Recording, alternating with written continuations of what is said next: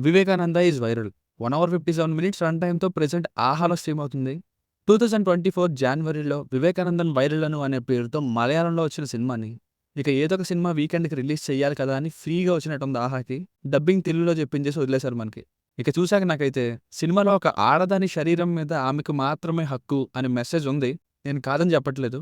In fact ఒక అరగంట సేపు మధ్యలో బావుంది. కానీ ఫ్యామిలీతో చూసేలా కాకుండా ఇబ్బంది పెట్టేలా తీయడం, over dramatic and illogical proceedings వల్ల ఫోర్స్డ్ మెసేజ్ అనేలా మారడం నాకైతే బిలో యావరేజ్ కంటే తక్కువ అనే ఫీల్ వచ్చింది.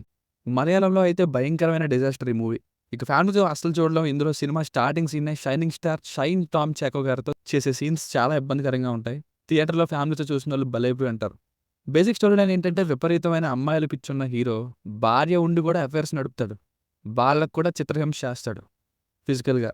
అప్పుడు వాళ్ళందరూ ఒక్కటై ఏం చేశారన్నది స్టోరీ. Plus points. ఇందులో డీల్ చేసిన ఒక పాయింట్ నిజంగా వ్యాలిడ్‌నే. అది ఒప్పుకొని తీరాలి. అలాగే క్యారెక్టర్స్ ఇంకా ఇంటర్వల్ టైమ్‌లో కొంత డ్రామా ఇవి బావున్నాయి. పెర్ఫార్మెన్సెస్ ఒకటి. సినిమాటోగ్రఫీ బావుంది. Minus points. ఫోర్స్డ్ మెసేజ్‌లా మారిపోయింది. Over dramatic and illogical proceedings వలన. ఒక మగాడిని ముగ్గురు మహిళలు కలిపి రూమ్‌లో వాళ్ళ ఇంట్లోనే బంధిస్తే అది యూట్యూబ్‌లో 2 మిలియన్ మెంబర్స్ చూసినా గానీ అందరూ ఇంక్లూడింగ్ పోలీసులు కూడా వచ్చినా కూడా ఏం చేయనట్టు చూపించారు. ఇదే లాస్ట్ 40 మినిట్స్ కంటిన్యూ అయింది డ్రాగ్డ్‌గా. పోనీ కిడ్నాప్ చేసింది ఏమైనా ఎక్కడో మారుమూల ప్రాంతాన అంటే సొంత ఇంట్లోనే.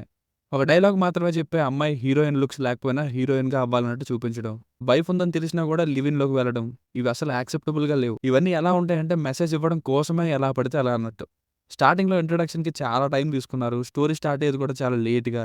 మోరోవర్ స్టార్టింగ్ సీన్ నుండే చాలా సీన్స్ మరీ టూ మచ్‌గా అడల్ట్ వేలో తీసుకెళ్లారు. మ్యూజిక్ అయితే డైలీ సీరియల్ రేంజ్. హైలైట్ ఏంటంటే ఉమ్మే సీన్ ఒకటి ఉంటుంది.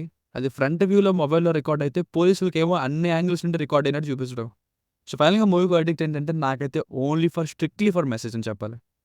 రేటింగ్ వచ్చేసి నా ఒపీనియన్ 2.25. మీకు కనుక నా వర్క్ నచ్చినట్లయితే మరిన్ని రివ్యూస్ కోసం మన ఛానల్‌ని సబ్స్క్రైబ్ చేసుకోండి. Thank you.